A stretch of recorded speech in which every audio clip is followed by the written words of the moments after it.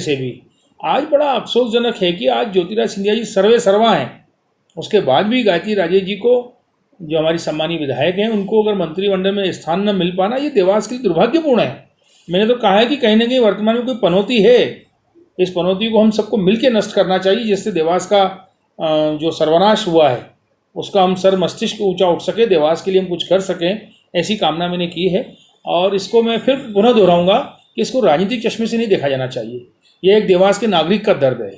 ये नागरिक का दर्द है, लेकिन आपने ये भी जिक्र किया है कि सज्जन सिंह वर्मा भी कैबिनेट मंत्री बने थे। जी हाँ। और देवास के विकास को कहीं ना कहीं गति मिलने वाली थी, हालांकि सरकार चली गई और जो भी कुछ परिस्थिति बनी।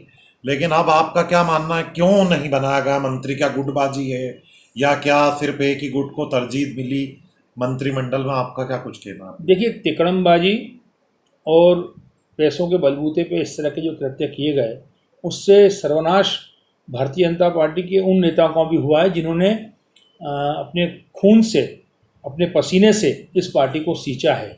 अभी परिलक्षित हो रहा मंत्रिमंडल बनके कि कितने बड़े बड़े सीनियर लीडर जो बनने की चाह रख रहे थे, उनको बाईपास करते हुए किस तरह के लोगों को बनाया गया, ये आपके सामने है।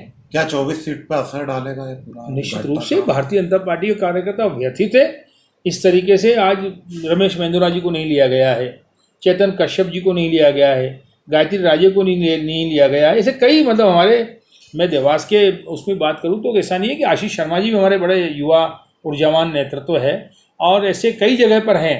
आप रामपाल सिंह जी की बात कर लें, मुझसे शुक्ल जी की बात कर लें, संजय पाठक जी बात कर लें, आप कई ऐसे नेता हैं जिनको लिया जाना था।